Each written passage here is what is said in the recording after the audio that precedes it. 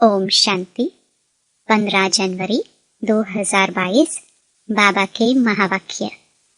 मीठे बच्चे, यह दादा है वंडरफुल पोस्ट ऑफिस। इनके द्वारा ही तुम्हें शिव बाबा के डायरेक्शन मिलते हैं। प्रश्न: बाबा बच्चों को किस बात में खबरदार करते हैं और क्यों? उत्तर: बाबा कहते, बच्चे खबरदार रहो, माया की जास्ती चोट नहीं खाओ। अगर माया की चोट खाते रहेंगे तो प्राण निकल जाएंगे और पद मिल नहीं सकेगा। ईश्वर के पास जन्म लेकर फिर कोई माया की चोट से अगर मर जाए तो यह मौत सबसे खराब है। जब माया बच्चों से उल्टे काम कराती है तो बाबा को बहुत तरस पड़ता है, इसलिए खबरदार करते रहते हैं। गीत तुम्हारे बुलाने को। मेरे मीठे मीठे भाई और बहनों, बाबा के इस अनमोल खजाना यानी ज्ञान रूपी मुरली को जन जन तक पहुंचाना हम सब की कर्तव्य नहीं बल्कि धर्म है। मैं तो अपना धर्म निभा रही हूँ, अब आपकी बारी। आप भी अपनी व्हाट्सएप और फेसबुक और दूसरे सोशल मीडिया के ग्रुप में शेयर कीजिए। क्या पता आपके इस नेक काम की वजह से किसी की ज़िंदगी जीने की एक नई राह मिल जाए। और हाँ, आप भी इस YouTube चैनल को सब्सक्राइब कर लीजिएगा ताकि आपको भी रोजाना बाबा की मुरली को सर्च करना ना पड़े। शिव बाबा की अमृत वर्षा हम सब पर ऐसे ही बरसते रहे। अब सुनते हैं आज की मुरली। ओम शांति। बाप को बुलाने का समय होता ही तब है जबकि मनुष्य मात्र दुखी होते हैं, क्योंकि विकारी बन जाते हैं। दुखी किससे होते हैं यह भी तमो प्रधान मनुष्य नहीं जानते हैं।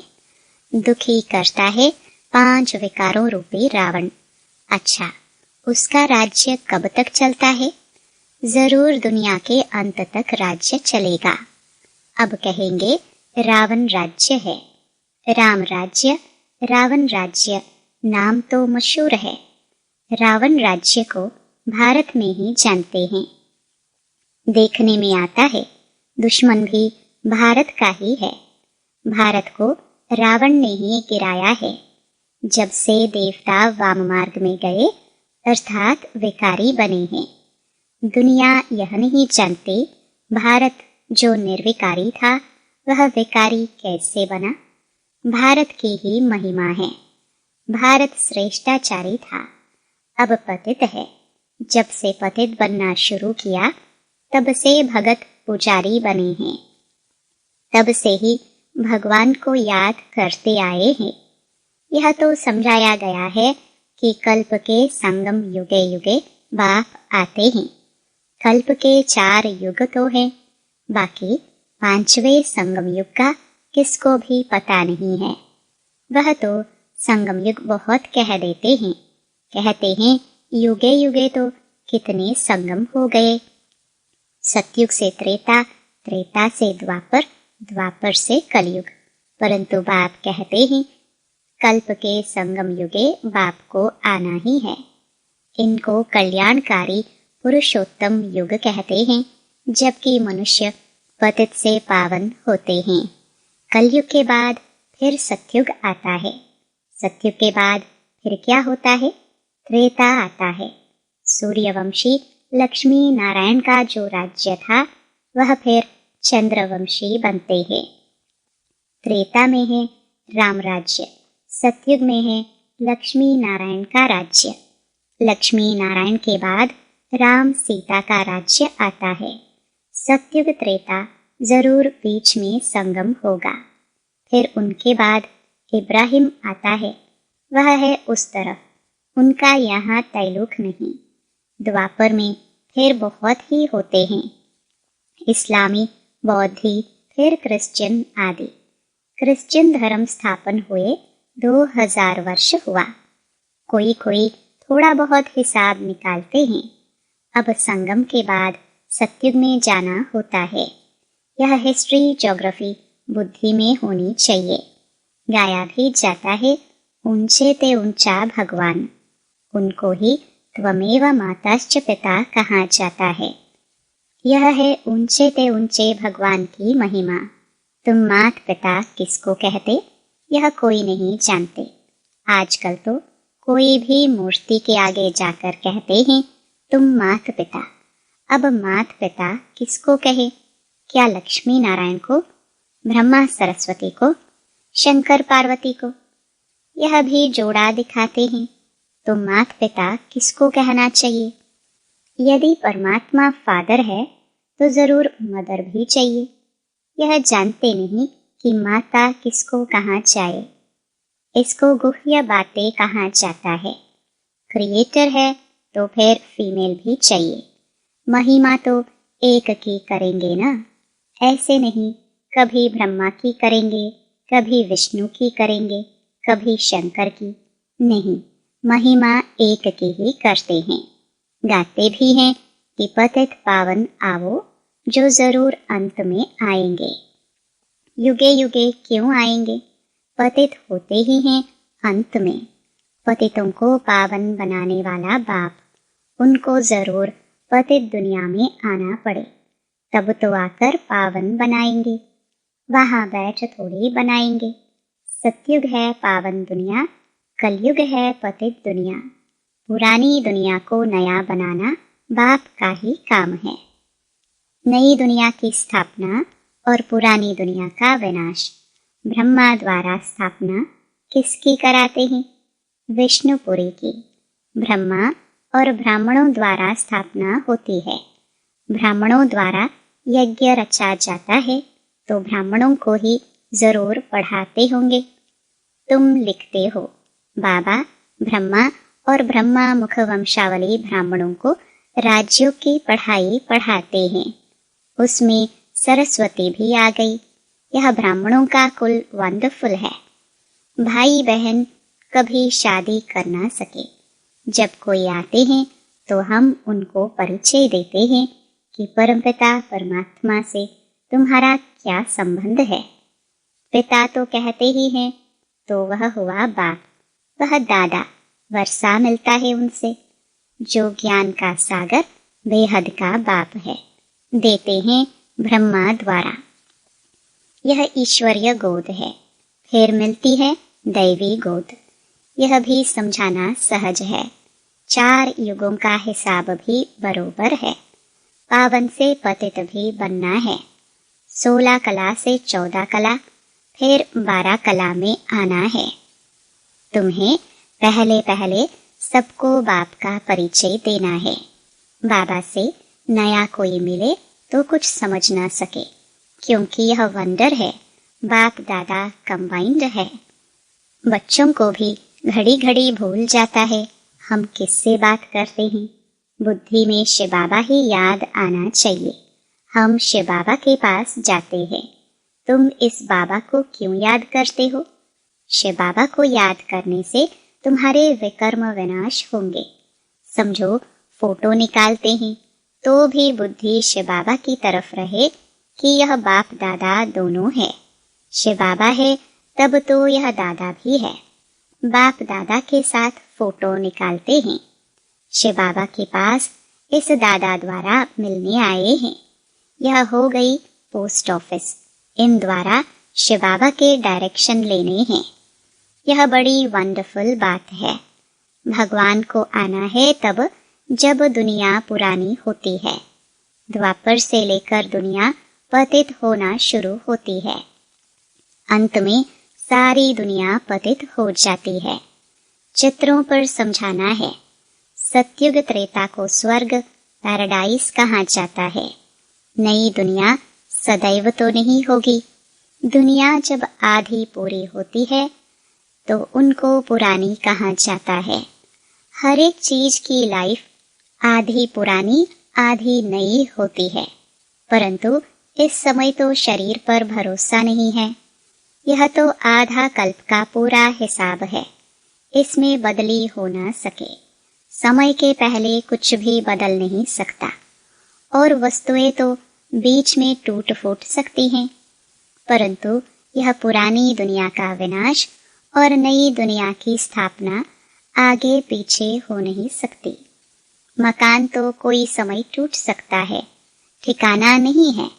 यह चक्कर तो अनादि अविनाशी है, अपने टाइम पर चलता है। पुरानी दुनिया की पूरी एक्यूरेट लाइफ है। आधा कल्प राम राज्य, आधा कल्प रावण राज्य, जास्ती हो नहीं सकता। तुम बच्चों की बुद्धि में अब सारी त्रिलोकी आ गई है। तुम त्रिलोकी के मालिक द्वारा नॉलेज ले रहे हो। तुम्हारा मर्तबा इस समय बहुत ऊंचा है। इस समय तुम त्रिलोकी के नाथ हो, क्योंकि तुम तीनों लोकों के ज्ञान को जानते हो, साक्षात्कार करते हो। मूल वतन, सूक्ष्म वतन, स्थूल वतन, बच्चों की बुद्धि में पूरी पहचान है। बाबा त्रिलोकी का नाथ, तीनों लोकों को जानने वाला है। तुमको नॉलेज देते हैं तो हम भी मास्टर त्रिलोकी नाथ ठहरे। जो ज्ञान बाबा में है वह अब तुम्हारे में भी है, नंबरवार पुरुषार्थ अनुसार। फिर सतयुग में तुम विश्व के मालिक बनेंगे। वहां तुमको त्रिलोकी के नाथ नहीं कहेंगे। लक्ष्मी नारायण को त्रिलोकी का ज्ञान नहीं रहता है, सृष्टि चक्र का ज्ञान नहीं रहता है। तुम नॉलेजफुल गॉड के बच्चे हो। उसने पढ़ाकर तुमको आप समान बनाया है। तुम जानते हो हम फिर विष्णुपुरी के मालिक बनेंगे। इस समय जो कुछ पास्ट हो गया है वह नॉलेज भी तुम्हारे पास है। मनुष्यों को हद की हिस्ट्री ज्योग्राफी का मालूम है। तुमको बेहद की हिस्ट्री ज्योग्राफी बुद्धि में है। उन्हों को बाहुबल की लड़ाई का मालूम है। योग बल की लड़ाई का किसको पता भी नहीं है। तुम जानते हो योग बल से हम विश्व के मालिक बनते हैं। सिखलाने वाला है बाप, जो त्रिलोकी का नाथ है। इस समय तुम्हारा मर्तबा बहुत ऊंच है। तुम नॉलेजफुल बाप के बच्चे, मास्टर नॉलेजफुल हो। यह भी तुम जानते हो कि वह ज्ञान का सागर, आनंद का सागर किस प्रकार है। उसको कहते हैं सत चित आनंद स्वरूप। इस समय आनंद को तुम फील करते हो, क्योंकि तुम बहुत दुखी थे। तुम भेंट कर सकते हो सुख और दुख की। वह लक्ष्मी नारायण तो इन बातों को नहीं जानते। वह तो सिर्फ बादशाही करते हैं। वह है उनकी प्रारब्ध। तुम भी जाकर स्वर्ग में राज्य करेंगे। वहां बहुत अच्छे महल बनाएंगे। वहां चिंता की कोई बात नहीं रहती। यह भी बुद्धि में स्थायी रहना चाहिए तो खुशी का पारा भी चढ़े। तूफान तो अनेक प्रकार के आएंगे, संपूर्ण तो कोई बना नहीं है। बाप समझाते हैं तुमको बहुत स्थिरियम बनना होगा। वो लोग अमरनाथ पर जाते हैं, फिर भी उनको उतरना तो जरूर है। तुम जाएंगे बाप के पास, फिर नई दुनिया सतयुग में आएंगे, तब फिर उतरना शुरू होगा। हमारी यह बेहद की यात्रा है। पहले बाबा के पास आराम से रहेंगे, फिर राजधानी में राज्य करेंगे, फिर जन्म बाय जन्म उतरते ही आते हैं। इसको चक्कर कहो या उतराई चढ़ाई कहो, बात एक ही है। नीचे से ऊपर चले जाएंगे, फिर उतरना शुरू होगा। यह सब बातें जो शुरुड़ बुद्धि वाले हैं वह अच्छी तरह से समझते हैं और समझा भी सकते हैं। यह बाबा भी नहीं जानता था। अगर इनका कोई गुरु होता तो उस गुरु के और भी फॉलोअर्स होते। ऐसे थोड़े ही सिर्फ एक ही फॉलोअर होगा। शास्त्रों में तो है भगवान वाच, हे अर्जुन, एक का ही नाम लिख दिया है। अर्जुन के रथ में बैठे हैं तो जैसे वही सुनता है और भी तो सुनेंगे ना, संजय भी होगा। यह बेहद का स्कूल एक ही बार खुलता है। वह स्कूल तो चलते ही आते हैं, जैसा राजा वैसी लैंग्वेज। वहाँ सतयुग में भी तो स्कूल में जाते हैं ना, भाषा, धंधा, धोरी आदि सब सीखेंगे। वहाँ भी सब कुछ बनता होगा। सबसे अच्छे से अच्छी चीज जो होनी चाहिए वह स्वर्ग में होती है। फिर वह सब कुछ पुराना हो जाता है। अच्छे से अच्छी वस्तु मिलती है देवताओं को। यहाँ क्या मिलेगा? महसूस करते हो कि नई दुनिया में सब कुछ नया मिलेगा। यह सब बातें समझकर फिर मनुष्यों को समझानी है। अभी हम संगम पर है, हमारे लिए अब दुनिया बदल रही है। ड्रामानुसार मैं फिर आया हूँ तुमको पतित से पावन देवी देवता बनाने। यह चक्र फिरता है। प्रजापिता ब्रह्मा द्वारा जरूर ब्राह्मण ही रचे होंगे। ब्राह्मणों द्वारा यज्ञ रचा है। ब्राह्मण सो देवता बनेंगे। इसलिए विराट रूप का चित्र भी जरूरी है, जिससे सिद्ध होता है ब्रह्मा मुख वंशावली ब्राह्मण ही सो देवता बनेंगे। वृद्धि होती जाएगी। देवता सो क्षत्रिय, वैश्य, शूद्र बनेंगे। यह संगम युग नामी ग्रामी है। आत्मा परमात्मा अलग रहे बहुकाल। चढ़ती कला फिर उतरती कला, यह भी समझाना है। पहले ईश्वरीय औलाद, फिर देवताई औलाद, फिर थोड़ा थोड़ा कम होता जाता है। तुम पूछ सकते हो कि दुख हरता सुख करता किसको कहते हो? जरूर कहेंगे परमपिता परमात्मा को। जब दुनिया का दुख मिट जाएगा तो विष्णुपुरी बन जाएगी। ब्राह्मणों के दुख मिट जाते हैं, सुख मिल जाते हैं। यह है सेकंड की बात। लौकिक बाप की गोद से निकल पारलौकिक बाप की गोद में आ गए। यह है खुशी की बात। यह सबसे बड़ा इम्तिहान है। राजाओं का राजा बनते हैं। राजयोग परमपिता परमात्मा के सिवाय कोई सिखला ना सके। यह चित्र बहुत अच्छे हैं। ऐसे कौन कहेंगे कि मेरा परमपिता परमात्मा से कोई नाता नहीं है? ऐसे नास्तिक से बात नहीं करनी चाहिए। माया चलते चलते बच्चों से भी कभी कभी उल्टा काम करा देती है। बाबा को तो तरस पड़ता है। फिर समझाते हैं, खबरदार रहो, जास्ती छोट नहीं खाओ, नहीं तो पद नहीं पाएंगे। माया तो बहुत जोर से थप्पड़ लगाती है, जो प्राण ही निकल जाते हैं।